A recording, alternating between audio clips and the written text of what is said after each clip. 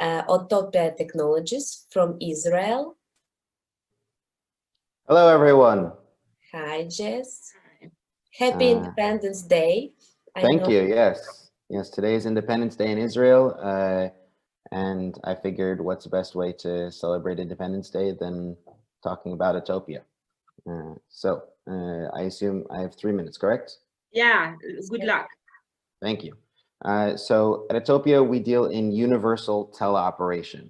And the problem is that we're looking to solve is that autonomy, self-driving vehicles, is truly a difficult challenge.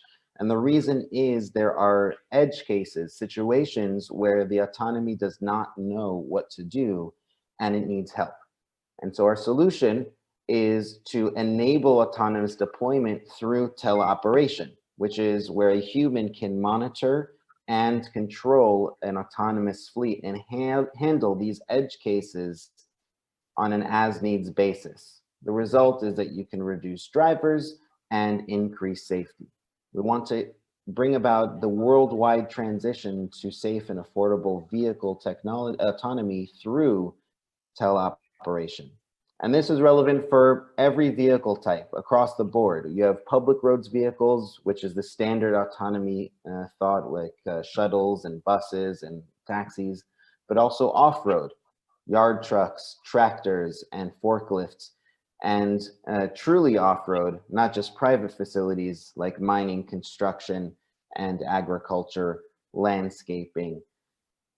The current market that's available is quite large, but obviously it's going to grow as the autonomy market grows as well.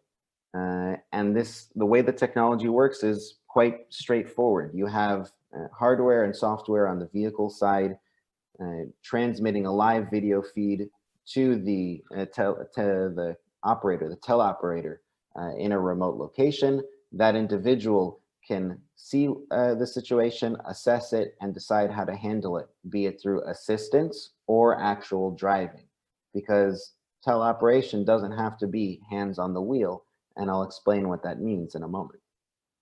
Certain countries already understand that teleoperation is mandatory. If you want to operate an autonomous vehicle on public roads, you need a driver, but it doesn't have to be in the vehicle, and these places understand that. We plan to have a go-to-market strategy. Our go-to-market strategy is to be involved in OEMs and manufacturers, autonomy companies, to be embedded with them, and as they scale, we scale with them.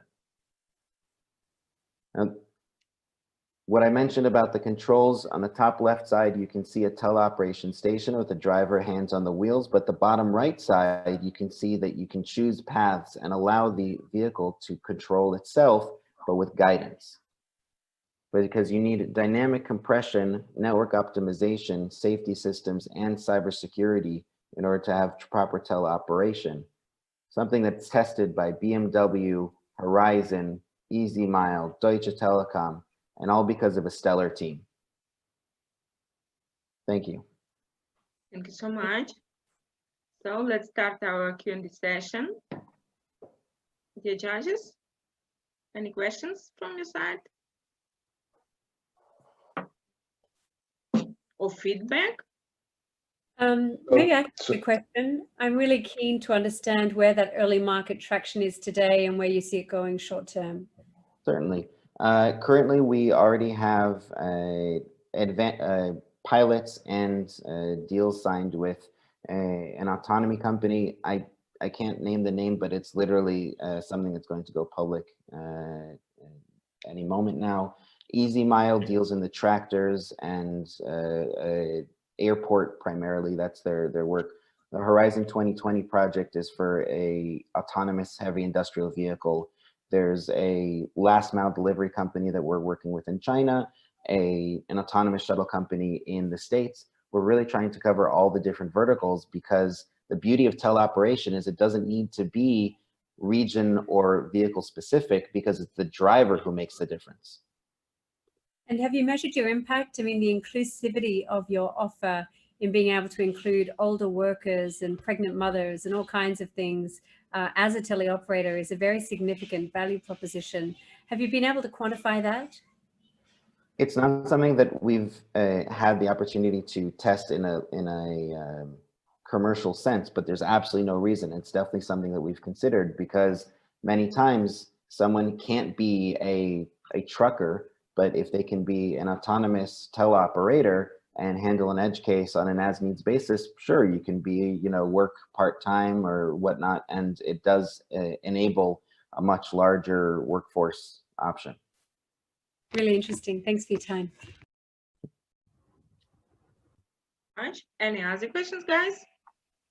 Hi there, it's Angelo here. Yes, please, Angela. Yeah, I would like to understand what are the feedbacks that you have been getting from the potential clients that you have engaged discussion so far, and what are the main challenges that you see in trying to let them adopt your solution. The main challenge at this stage is if there are particular technologies, hardwares, or softwares that are critical for customers that we need to work to integrate with. So far, albeit there have been some challenges, there have not been any customer hardware or any hardware types that we haven't been able to integrate with. For example, we recently finished integration to work with the NVIDIA Drive ecosystem.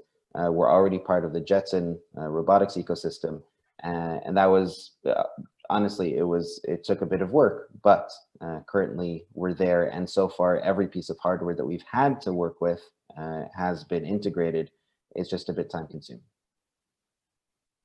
Thank you. Thank you, Jess. Great tip.